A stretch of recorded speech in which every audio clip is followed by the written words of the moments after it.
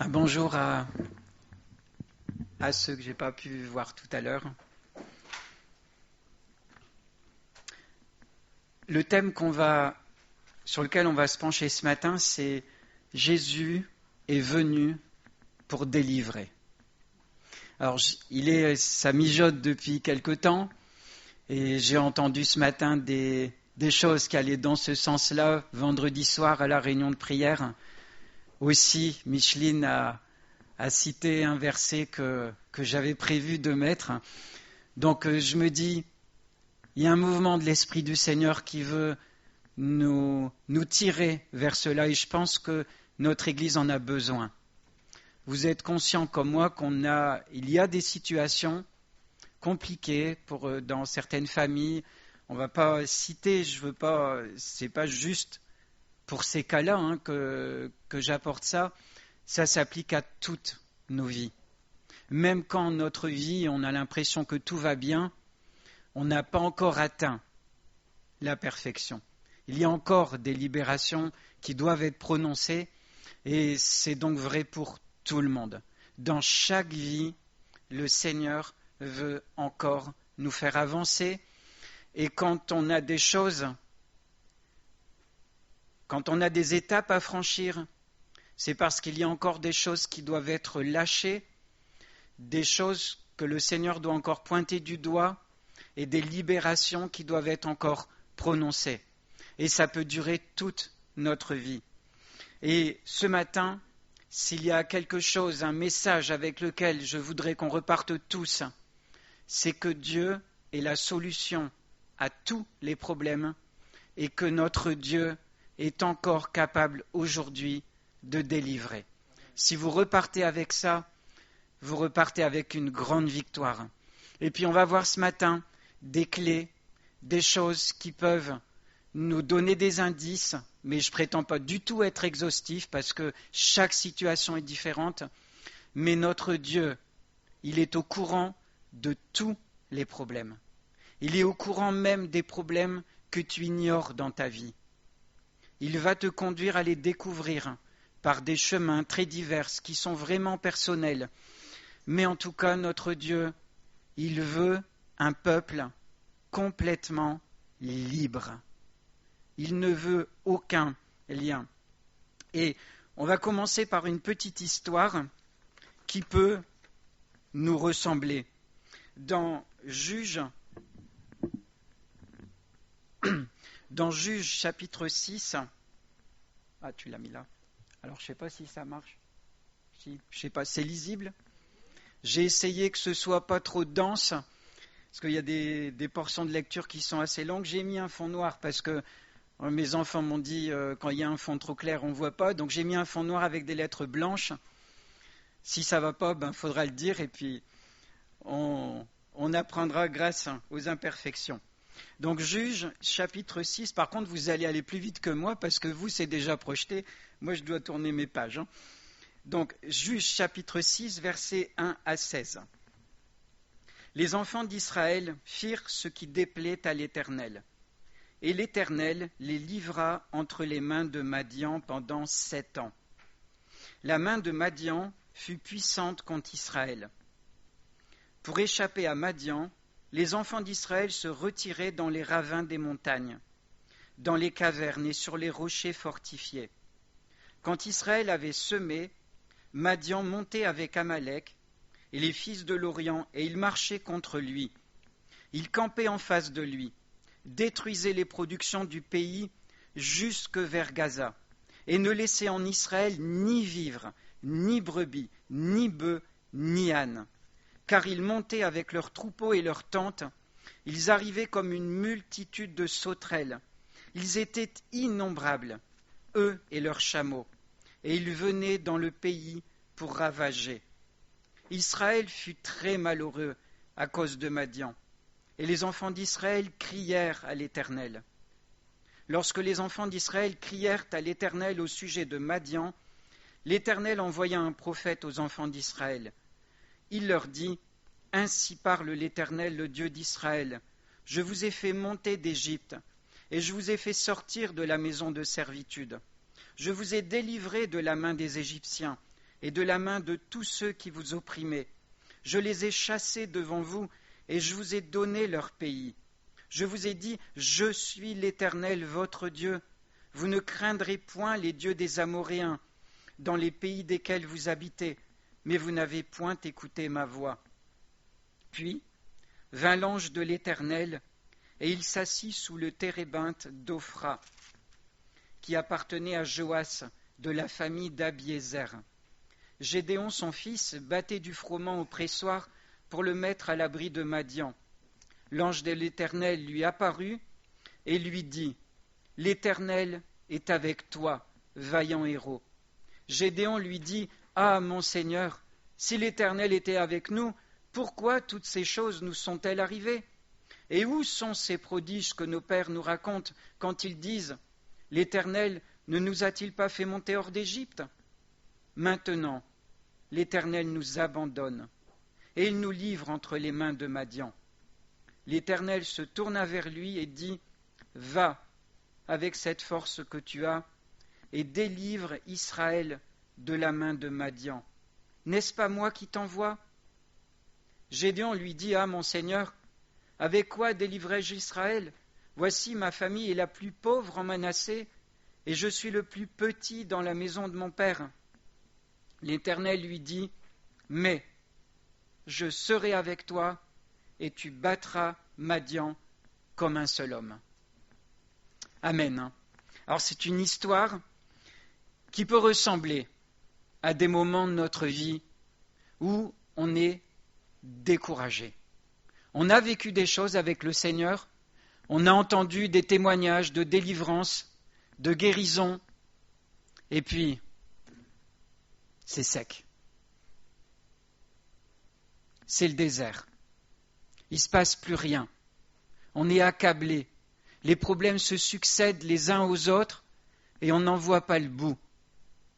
Et c'est dur. Et si on regarde Gédéon, il est découragé. Si on regarde le peuple d'Israël, il est découragé. Il est obligé de se cacher. Il a semé, et ceux qui ont un jardin, vous savez, ça prend quand même du temps de semer, planter. Et l'ennemi vient et il démolit tout. C'est ce qu'il y a de pire. C'est décourageant. C'est accablant. Gédéon, lui, il voit ça tous les jours. Et il fait partie de ces familles qui essayent, tant bien que mal, de survivre. Il cache le peu qui lui reste.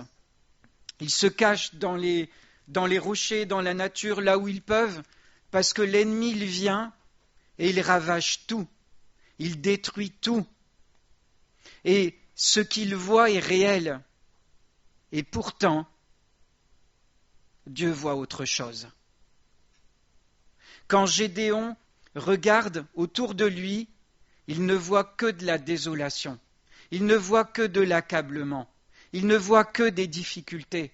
Il ne voit qu'un ennemi. D'ailleurs, on le retrouve dans beaucoup de passages bibliques, tel qu'il est décrit, une multitude de sauterelles. Et ce que tu vis peut-être en ce moment, tu as l'impression que c'est comme une multitude de sauterelles qui s'abattent sur toi. Tu n'en vois pas le bout. Tu ne comprends pas pourquoi c'est arrivé, tu n'en vois pas le bout. Et c'est comme ça. Le peuple d'Israël, après ces 7 années, mais il s'est habitué à ces problèmes. Mais Dieu veut autre chose. Parce que Dieu ne veut pas que son peuple soit dans la servitude. Dieu ne veut pas que son peuple soit accablé. Ce n'est pas dans le projet que Dieu a formé pour son peuple. Et ça, c'est une certitude. Et on va le voir à plusieurs reprises. Gédéon, il voit sa situation, il voit la situation du peuple d'Israël et il est désolé. Pour lui, ça c'est la vérité. La vérité, c'est qu'on est accablé. Dieu quand il vient voir, parce que c'est Dieu, l'ange de l'Éternel, c'est l'Éternel, il vient auprès de Gédéon, et qu'est-ce qu'il lui annonce? Il lui annonce ce que lui voit. Dieu voit autre chose que l'accablement que nous voyons. Dieu voit autre chose, et il va lui dire, tu es un héros. Tu vas délivrer. Gédéon n'y croit pas. Et il lui dit, on peut reprendre,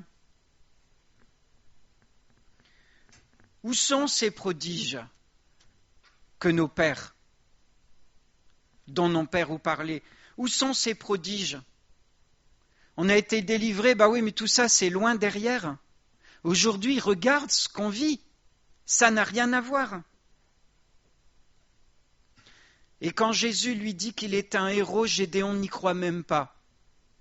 Il lui dit, ma famille est la plus pauvre, et moi-même, je suis le plus petit de ma famille. Gédéon ne voyait pas les choses avec les yeux de Dieu. Gédéon voyait les choses avec ses yeux à lui, qui étaient semblables aux yeux du peuple d'Israël. C'était la désolation. Il n'arrivait pas à croire que les choses pouvaient changer. Et nous, dans notre vie, est-ce qu'on ne s'habitue pas à nos problèmes? Est-ce qu'on n'apprend pas à vivre avec? Est-ce qu'on ne se dit pas, de toute façon, c'est comme ça depuis trop longtemps. De toute façon, ça ne changera pas. Je suis comme ça depuis longtemps. Ou alors mon conjoint est comme ça depuis longtemps. Ma famille est comme ça depuis longtemps.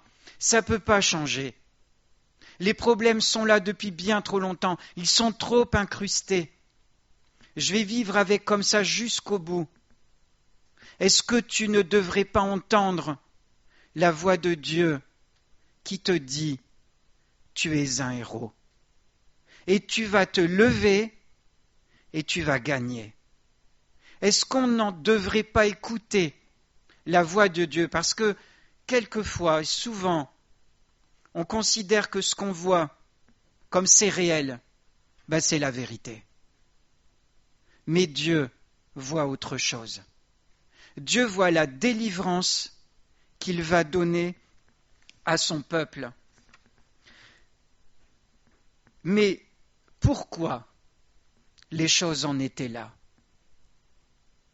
Pourquoi le peuple était-il dans cet état? Ça vaut le coup de se poser la question. Au verset 1, le tout premier que vous avez vu, les enfants d'Israël firent ce qui déplaît à l'Éternel. Et c'est cyclique. J'ai pris qu'un seul passage, mais j'aurais pu en choisir plein d'autres. Régulièrement, ce refrain revient. Le peuple d'Israël fit ce qui déplaît à l'Éternel. Et comme je l'ai dit déjà beaucoup de fois, ce qui est dans l'Ancien Testament, c'est donné pour notre instruction. Sommes-nous meilleurs que le peuple d'Israël? Qui pense qu'il est meilleur et qu'il fait mieux qu'eux? Qu'il lève le doigt. Et je pense qu'il n'y a personne qui va oser le lever. Oui, parce que nous ne sommes pas meilleurs. Nous faisons aussi ce qui déplaît à l'Éternel.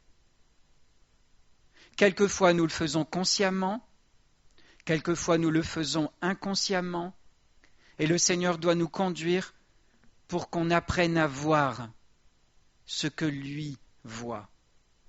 Et dans notre vie, s'il y a des choses qui ne décollent pas, si on trouve qu'on stagne, alors c'est qu'il y a des choses qui doivent changer. La vie avec le Seigneur, elle doit être dans une dynamique de croissance perpétuelle. Si ça stagne, c'est qu'il y a des choses à découvrir. C'est qu'il y a des choses que Dieu doit montrer du doigt. Et le peuple d'Israël faisait ce qui déplaît à l'Éternel. Et au verset 25, je pense que c'est la diapo suivante, elle est courte, voilà. Verset 25 du chapitre 6, dans la même nuit, l'Éternel dit à Gédéon, « Prends le jeune taureau de ton père et un second taureau de 7 ans, renverse l'autel de Baal qui est à ton père et abat le pieu sacré qui est dessus. » Et ça, en le lisant, ça m'a parlé. Est-ce que dans ta vie, dans ma vie, dans nos vies, il n'y a pas un pieu sacré? C'est quoi un pieu sacré? C'est un genre de monument, quelque chose qu'on vénère, qu'on veut garder et qui déshonore Dieu. Quelque chose qui prend la place de Dieu. Et Gédéon était désespéré, mais dans la maison de son père, il y avait une idole. Il y avait quelque chose qui avait pris la place de Dieu. Pourtant, c'était le peuple d'Israël. Mais dans la propre maison de Gédéon, dans la maison de son père, il y avait un pieu sacré. Est-ce que tu as identifié le pieu sacré qui est encore dans ta vie? Est-ce qu'il n'y aurait pas un pieu sacré qui t'empêche d'avancer? Dieu, il a demandé à Gédéon de renverser l'autel de Baal qui était à son père et d'abattre le pieu sacré. Dans nos vies, nous sommes parfois bien dans la tourmente pour les mêmes raisons. Nous n'écoutons pas toujours ce que le Seigneur veut nous dire. Nous n'écoutons pas toujours les enseignements qui sont donnés. Nous n'écoutons pas toujours notre conscience à l'intérieur. Quelquefois, on a pris conscience, ah ben oui, ça il faudrait que je m'en occupe. Et on remet, parce qu'on sait que ça va nous coûter quelque chose. On remet alors de semaine en semaine, de mois en mois. Et après, on s'étonne que notre vie stagne. Parce qu'on garde un pieu sacré. Pourtant, dans notre conscience, on le sait qu'il y a ça à lâcher. Mais on y tient trop, alors on le garde. Et là, on fait comme le peuple d'Israël. Parce que c'est sûr que nous, on n'adore plus des Baals. On ne va pas monter un autel, ça ne se fait plus aujourd'hui, ça. Enfin, en tout cas, pas dans notre civilisation. Mais, on a des idoles. Il y a beaucoup de choses aujourd'hui qui peuvent voler très facilement la place qui revient à notre Dieu. Et ça, Dieu le voit comme les Baals à l'époque. Il voit ça comme les pieux sacrés. Est-ce qu'on a abattu le pieu sacré de notre vie?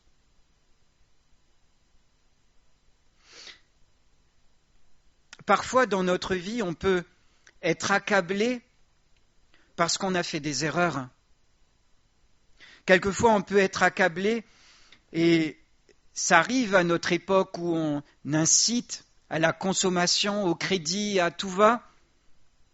Et on peut, je sais que José, il a vécu ça, s'il était là, ça ne le dérangerait pas d'en parler. Il était accablé de crédit. Je me souviens que Kiss s'en était beaucoup occupé pour essayer de régulariser tout ça. Mais on peut être accablé quelquefois, noyé, tellement on n'arrive plus à payer. Pourquoi? On peut dire, Seigneur, comment ça se fait, tu ne pourvois pas mes besoins? Mais à qui la faute? Est-ce que c'est la faute au Seigneur?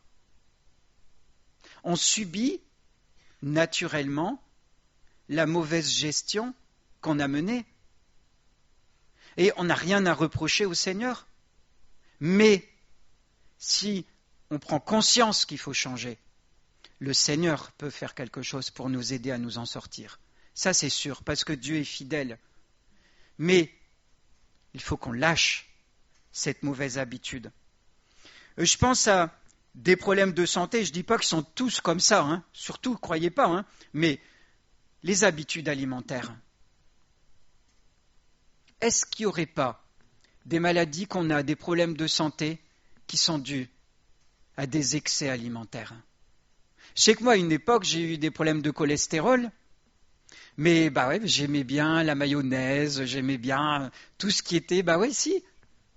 J'ai réformé ça dans ma vie. Enfin, ma femme m'a aidé à réformer tout ça. Et puis, ça a marché. Vous savez, il y a des choses où les clés, c'est nous qui les détenons. Le Seigneur va nous montrer les choses qui ne vont pas. Pensez-vous qu'il faille tout attendre du Seigneur? On a notre rôle à jouer. On a des choses à faire. Quand le Seigneur nous révèle des choses, il faut avancer. Et il ne faut pas forcément des grandes révélations divines. Quelquefois, c'est le bon sens qui va faire qu'on va changer des choses dans notre vie et ça va se mettre à beaucoup mieux fonctionner. Ça peut être des mauvaises postures qui déclenchent des problèmes de dos. Il y en a combien qui ont des problèmes de dos, qui ont des douleurs? Et quelquefois, on croit que c'est très grave, et en fait, il faut modifier la façon dont on se tient, et puis le problème se résout.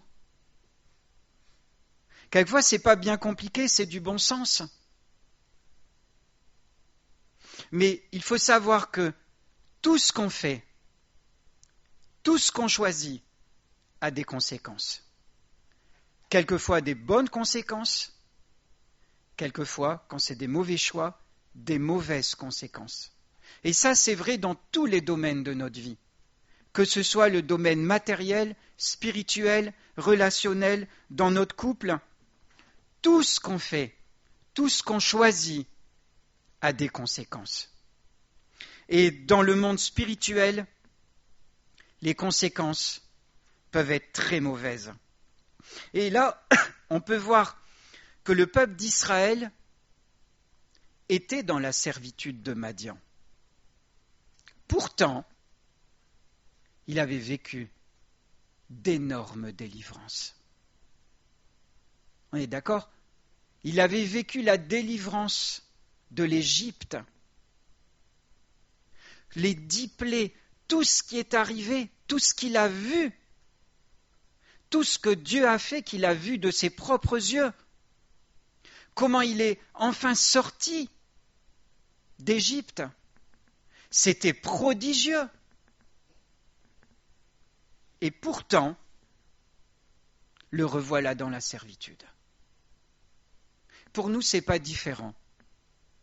On peut avoir vécu des choses énormes avec Dieu, donner un témoignage puissant, réel de ce que Dieu a fait dans notre vie, et quelque temps plus tard, se retrouver tête basse, dans le découragement,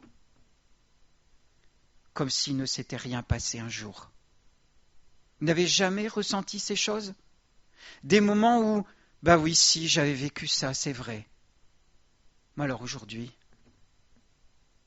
c'est la désolation. Je me demande même si c'est le Seigneur qui l'avait fait. Quelquefois, on est dans un état où... Et c'est triste. Ça veut dire que, même en ayant vécu des choses énormes avec Dieu, on peut se retrouver plus tard, à nouveau, dans la servitude. D'ailleurs, je ne l'ai pas fait exprès, mais dans la dernière fois où j'ai prêché, c'était justement les Israéliens qui avaient vaincu les Madianites. Aujourd'hui, je ne sais pas combien d'années plus tard, je n'ai pas fait de recherche, ils sont vaincus par les Madianites. Ce n'est pas pour rien que le Seigneur nous a demandé de veiller et de prier. Le diable est appelé par Jésus lui-même le malin, parce qu'il est malin.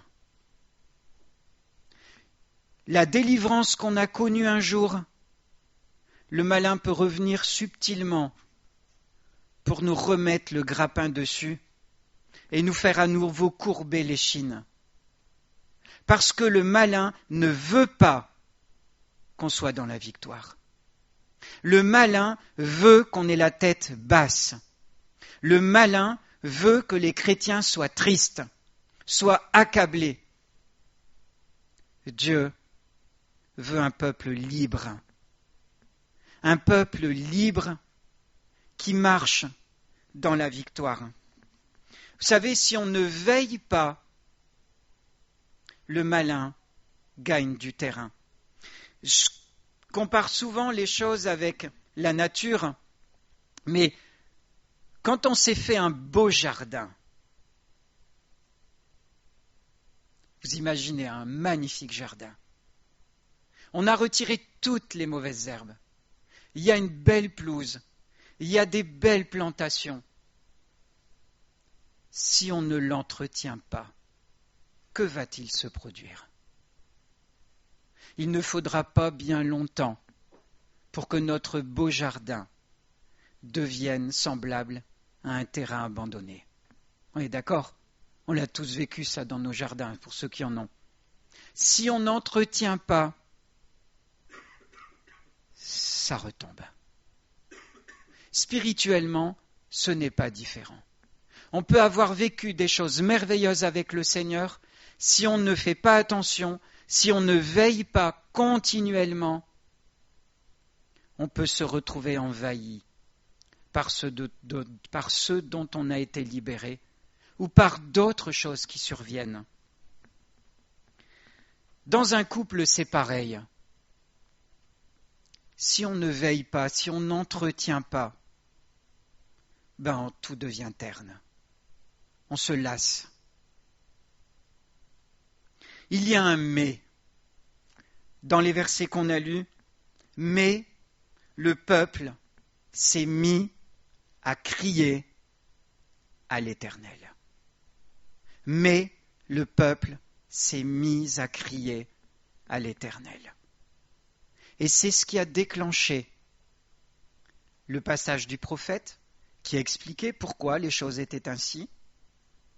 C'est ce qui a expliqué pourquoi l'ange de l'Éternel est venu visiter Gédéon. Et c'est ce qui a expliqué pourquoi Gédéon est entré en action et a libéré le peuple.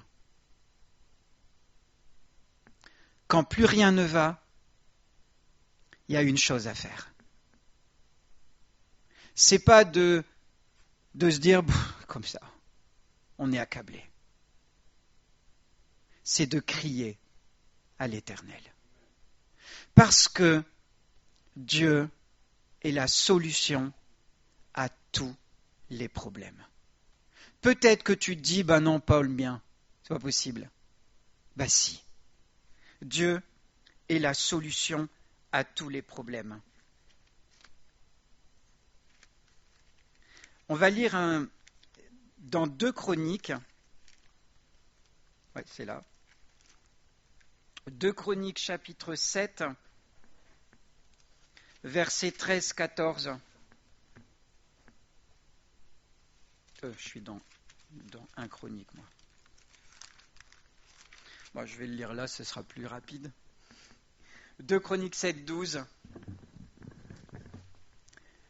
Quand je fermerai le ciel et qu'il n'y aura point de pluie, quand j'ordonnerai aux sauterelles de consumer le pays, quand j'enverrai la peste parmi mon peuple, ça c'est ce que Dieu décide quand son peuple fait ce qui déplaît à l'Éternel. Maintenant on écoute la suite.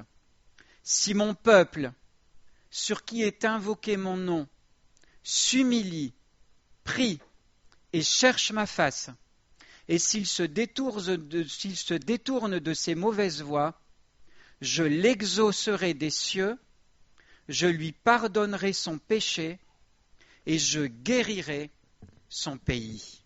Amen. Si mon peuple s'humilie, prie et me cherche, je le guérirai. Et ça, c'est une vérité. Si on se tourne vers Dieu au milieu de nos difficultés, au milieu de nos problèmes, le Seigneur ne reste pas sourd. Il ne peut qu'agir parce qu'il l'a promis, c'est dans sa parole. Et de la même façon que si on se détourne du Seigneur,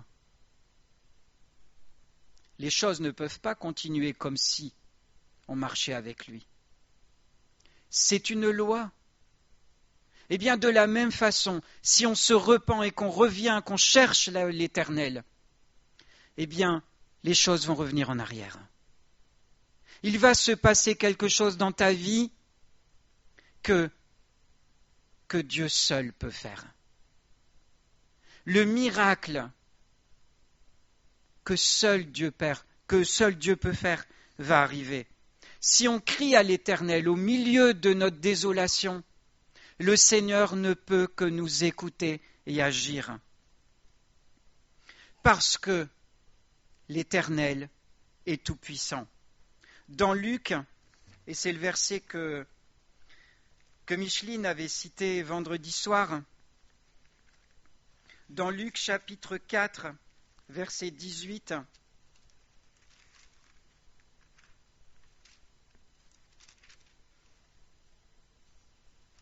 et j'aime bien ces versets.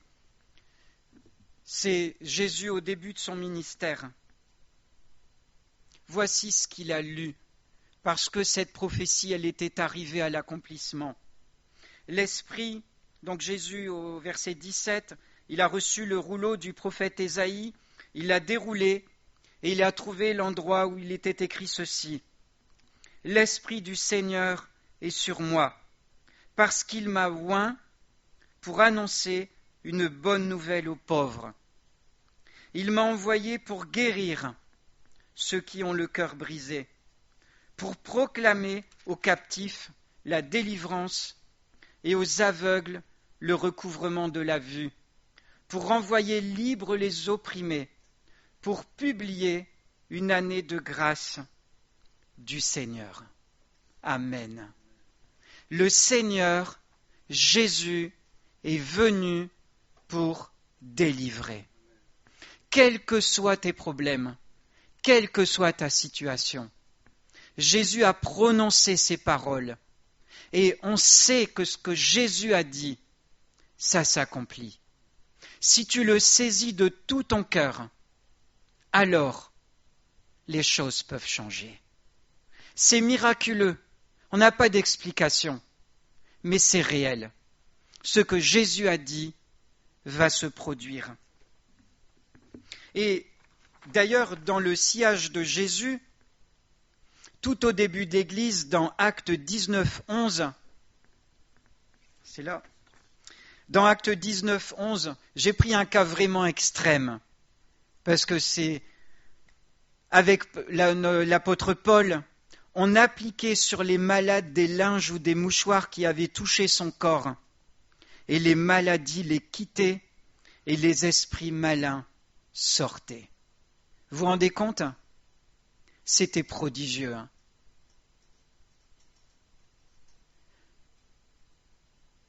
On n'a pas envie de vivre ça ? Vous croyez que c'est plus possible aujourd'hui ?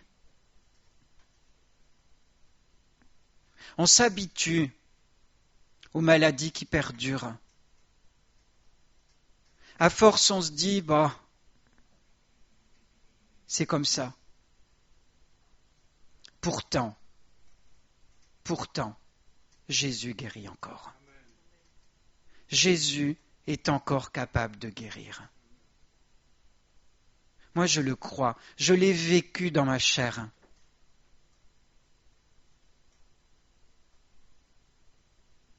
C'est vrai que je me dis, mais pourquoi mes frères et mes sœurs, pourquoi il y en a encore dans la souffrance? On ne sait pas. Les situations sont très diverses. Ça ne veut pas dire qu'ils ont péché. Ne croyez pas que quand on est malade, ça veut forcément dire qu'on a péché. Chaque situation est différente. Mais Dieu est toujours le même. notre Dieu est encore capable de guérir. Est-ce qu'on le croit encore? Est-ce qu'on ne se résigne pas, comme Gédéon, comme le peuple d'Israël, devant cette désolation de l'ennemi qui ravage tout? Est-ce qu'on ne s'habitue pas, est-ce qu'on ne s'accoutume pas à tous ces problèmes, tous ces malades, alors que notre Dieu est encore capable de guérir?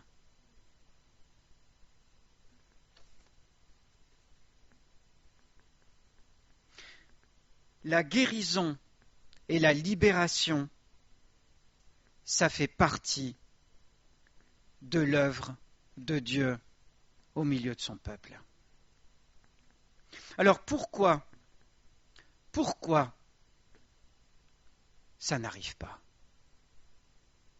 Pourquoi ça ne se produit pas? Peut-être qu'il faut crier à l'Éternel. Le peuple d'Israël qui était dans la désolation, c'est le mais il se mit à crier à l'Éternel. Alors quelquefois, il y a des raisons, je vais en dresser quelques-unes, mais ce n'est pas exhaustif du tout. Mais quelquefois on croit des choses, et c'est une mauvaise croyance.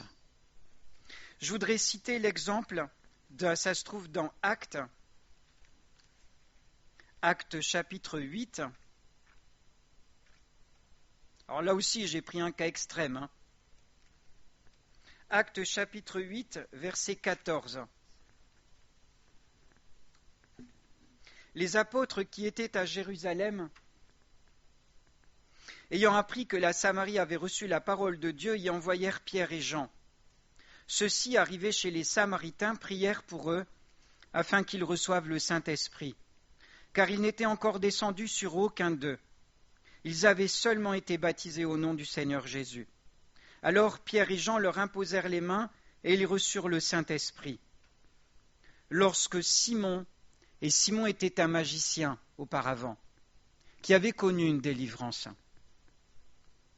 Lorsque Simon vit que le Saint-Esprit était donné par l'imposition des mains des apôtres, il leur offrit de l'argent, en disant « Accordez-moi aussi ce pouvoir, afin que celui à qui j'imposerai les mains reçoive le Saint-Esprit. » Mais Pierre lui dit « Que ton argent périsse avec toi, puisque tu as cru que le don de Dieu s'acquérait à prix d'argent.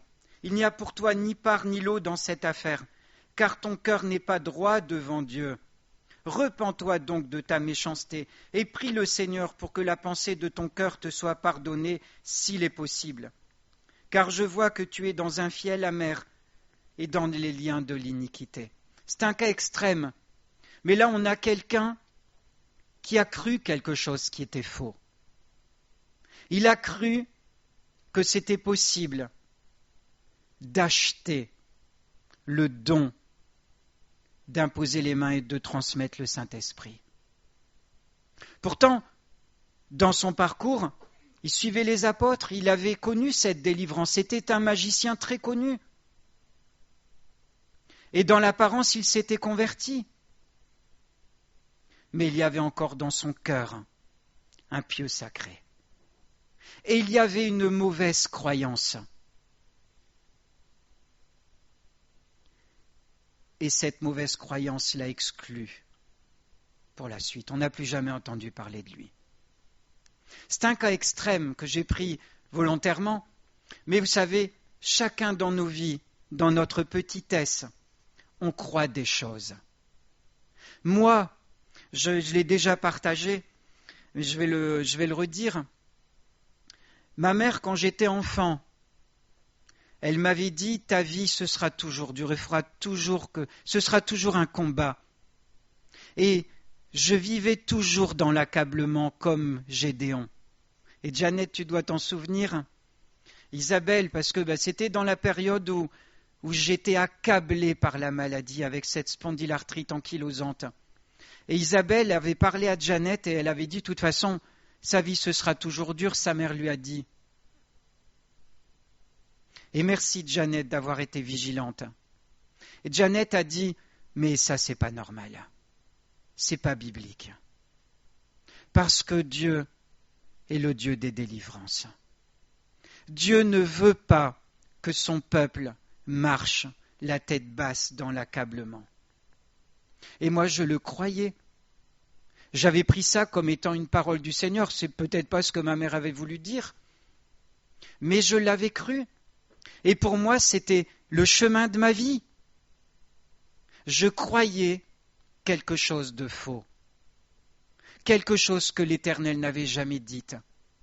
Et parce que je l'avais pris comme étant une parole du Seigneur, ma vie en était affectée. Je ne pouvais pas relever la tête parce que je croyais que c'était comme ça de toute façon, que ma vie serait de toute façon toujours dure. Et je remercie le Seigneur de m'avoir libéré de cette parole qui m'a emprisonné. Dieu est un Dieu qui délivre. Ce ne sont que 2 exemples comme ça. Mais cherche dans ta vie. Est-ce qu'il n'y a pas des choses que tu crois que l'Éternel n'a jamais dites? Des choses que tu crois et qui t'empêchent d'avancer avec le Seigneur. J'en sais rien du tout. Le Seigneur sait. Mais si tu te mets devant le Seigneur et que tu l'interroges, il peut t'aider. Moi, il a utilisé Janet. Il peut utiliser un frère, une sœur. Il peut utiliser tellement de choses différentes. Il a dit lui-même, s'ils se taisent, les pierres crieront. On ne sait pas le moyen que Dieu peut utiliser pour te révéler ce que tu as besoin d'entendre et qui va te donner la clé pour que ta vie décolle avec Dieu. Pour que cette délivrance que Dieu veut te donner puisse survenir. Mais je crois que Dieu peut te délivrer. Tu ne vois peut-être même pas ce qui t'empêche, mais je pense qu'on en est conscient à l'intérieur de nous. On le sait s'il y a quelque chose qui nous tient. Si on tourne en rond, déjà, c'est un indicateur. Parce que Dieu ne veut pas qu'on tourne en rond. Dieu veut qu'on avance. Et si ta vie tourne en rond, que tu es toujours confronté au même problème, alors il y a besoin d'une délivrance, c'est sûr.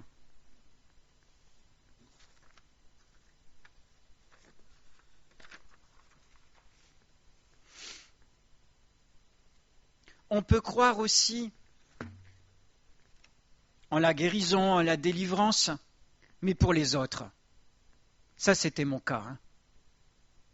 J'arrivais à croire pour les autres, mais pas pour moi.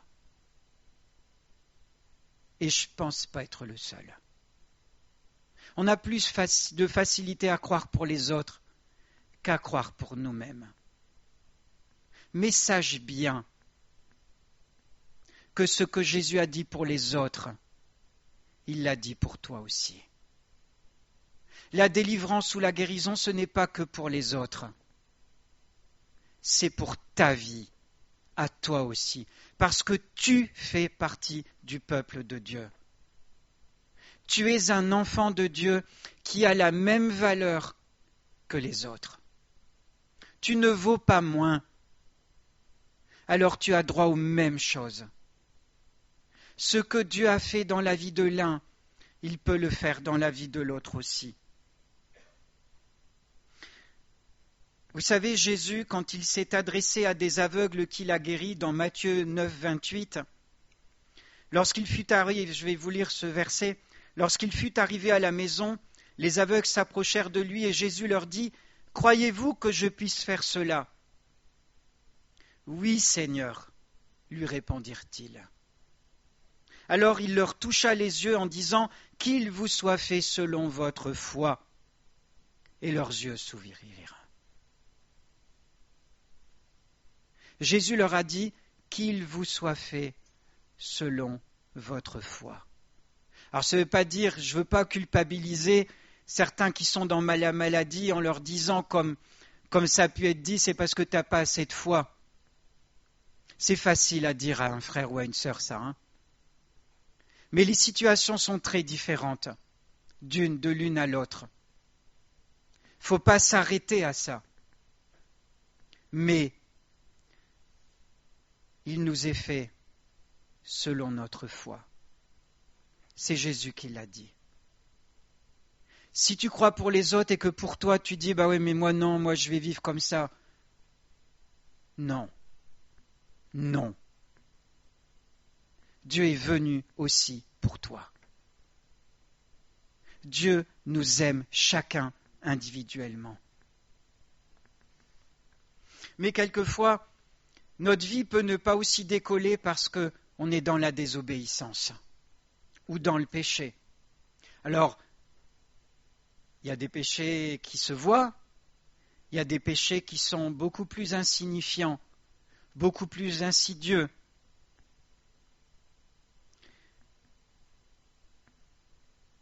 Et qu'on ne veut pas lâcher. J'ai déjà parlé d'un chien, un berger allemand dont je m'étais occupé quand j'étais au service militaire. C'était des amis chrétiens qui étaient partis au Kenya et ils m'avaient confié leur chien. Et je faisais de la course à pied avec ce chien. Elle s'appelait Laïla. Ah bon, Anne, elle est au courant, Anne et Anto, ils savent. En fait, Laïla, elle aimait bien, quand on se promenait dans la forêt, prendre un morceau de bois et puis le garder dans sa gueule. Seulement, à l'époque, je courais vite. Et j'étais plus entraîné que Laïla. Et elle avait du mal à me suivre. Et elle tenait tellement bien à ce morceau de bois. Elle l'avait dans la gueule et pour respirer, ça la gênait considérablement. Et moi, je courais d'un bon pas et j'avais pas envie de ralentir. Et vous devinez la suite. C'est quand elle voyait qu'elle n'en pouvait plus, elle lâchait son morceau de bois pour pouvoir respirer à plein poumon. Et dans notre vie avec Dieu, il y a des choses qu'on doit lâcher. Si on veut pouvoir avancer, suivre Dieu, il faut lâcher. Et si Dieu nous demande de lâcher, qu'on ne lâche pas, ça s'appelle de la désobéissance. Ça n'a pas d'autre nom. Alors, tout le temps qu'on ne veut pas obéir, tout le temps qu'on ne veut pas lâcher notre bout de bois, on va stagner. On ne va plus avancer. Et ça, c'est l'une des raisons pour lesquelles notre vie peut tourner en rond. Tout le temps que tu n'as pas lâché, tu vas tourner en rond. On va lire un verset dans Ésaïe 59, 1. C'est bien, super, ça suit. Non, la main de l'Éternel n'est pas trop courte pour sauver, ni son oreille trop dure pour entendre. Mais ce sont vos crimes qui mettent une séparation entre vous et votre Dieu. Ce sont vos péchés qui vous cachent sa face et l'empêchent de vous écouter. Ça, c'était ce que Ésaïe a dit au peuple à l'époque. Est-ce que vous croyez que sous la grâce, ce n'est plus d'actualité? Mais si, c'est toujours d'actualité. Ce sont toujours nos péchés, nos désobéissances qui nous cachent la face du Seigneur. Si tu n'arrives pas à le trouver, si tu n'arrives pas à trouver le Seigneur, il y a peut-être des choses à réformer dans ta vie.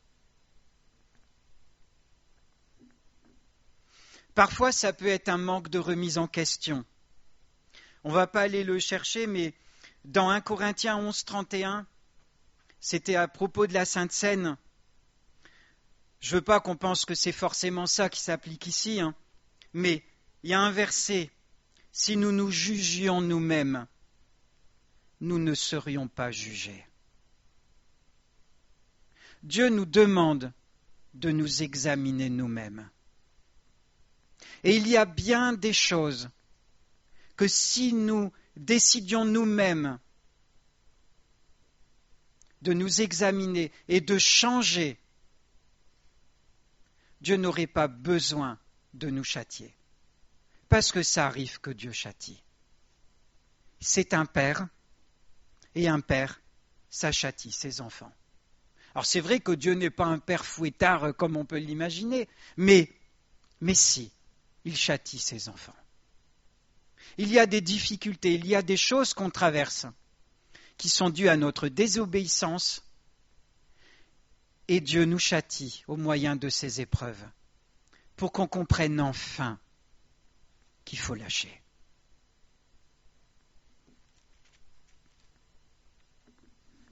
Parfois, il y a des choses qu'on traverse qui sont dues à des conséquences familiales. Dans des familles, il y a la violence conjugale qui se perpétue de génération en génération. Il y a l'alcool qui peut aussi se perpétuer de génération en génération. On peut se dire, mais pourquoi c'est comme ça? Ben ça aussi, c'est une loi. Dans Exode 34, verset 5, Dieu nous donne des paroles. L'Éternel descendit dans une nuée, se tint là auprès de lui. Lui, c'est Moïse. J'ai extrait un, c'est le moment où Moïse se trouve avec les 2 tables, prêtes à être écrites à nouveau par le doigt de Dieu. Les nouvelles tables, parce que Moïse les avait détruites les premières au pied de la montagne. Et il retourne dans la présence de Dieu, et Dieu se présente de cette façon. Il s'écria, l'Éternel, l'Éternel Dieu miséricordieux et compatissant, lent à la colère, riche en bonté et en fidélité, qui conserve son amour jusqu'à 1000 générations, qui pardonne l'iniquité, la rébellion et le péché. Jusque-là, c'est génial. Mais qui ne tient point le coupable pour innocent, et qui punit l'iniquité des pères sur les enfants, et sur les enfants des enfants, jusqu'à la 3e et à la 4e génération. Quelquefois on se dit, mais pourquoi ça se perpétue comme ça? C'est une explication. Seulement,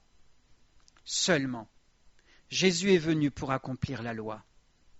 On est d'accord? Et cette punition, s'il y a une repentance, Jésus a pris la punition sur lui. Quand il était à la croix, Jésus a subi la punition du péché. Ce verset, on peut le constater dans des familles, mais s'il y a une repentance, Jésus a porté cette punition. Et ça, c'est merveilleux. Si dans ta vie, tu sais que dans ta famille, il y avait ces liens qui ont sauté, qui ont parcouru les générations, dis-toi bien une chose, tu n'es pas dans une fatalité. Jésus a porté cette punition que Dieu a infligée. Jésus est venu pour libérer. J'ai énoncé plusieurs choses, mais ce n'est pas exhaustif. Il y en a beaucoup de raisons qui peuvent nous amener à tourner en rond. Et comme chaque cas est particulier, chaque vie est unique, il y a une attitude à avoir. Si tu ne trouves pas, eh bien il faut chercher auprès du Seigneur. Jésus est venu prononcer des paroles libératrices. Et dans Matthieu 7, au verset 7, c'est Jésus qui a dit « Demandez et l'on vous donnera. Cherchez et vous trouverez. Frappez et l'on vous ouvrira. Car quiconque demande, reçoit. Celui qui cherche, trouve et l'on ouvre à celui qui frappe. » C'est merveilleux. C'est merveilleux. Quel que soit ce que tu traverses, Jésus a une parole de libération pour ta vie. Notre Dieu est le Dieu des délivrances.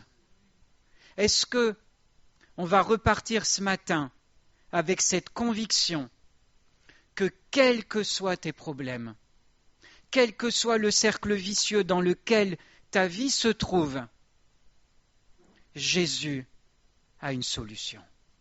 Et il veut t'en sortir.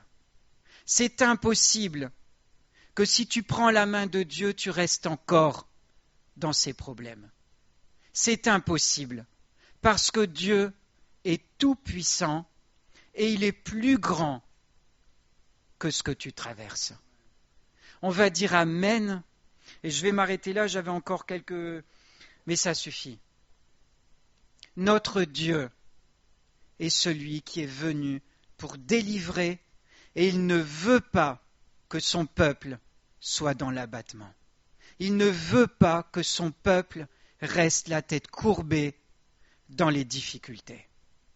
Il veut qu'on avance et il veut nous délivrer. Amen. Seigneur, merci parce que tu es venu pour délivrer. Et c'est réel. Le diable veut nous faire croire qu'on restera avec nos problèmes tout le temps. Mais c'est faux. Il est menteur. Toi, tu es venu avec des paroles de libération.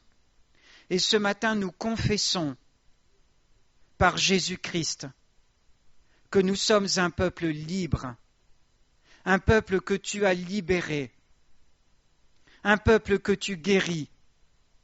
Tu guéris nos maux, notre Dieu, parce que tu es le Tout-Puissant. Que nos vies t'honorent, Seigneur, qu'il ne reste rien en nous qui nous tienne captifs. Que ton nom soit béni, Seigneur. Amen.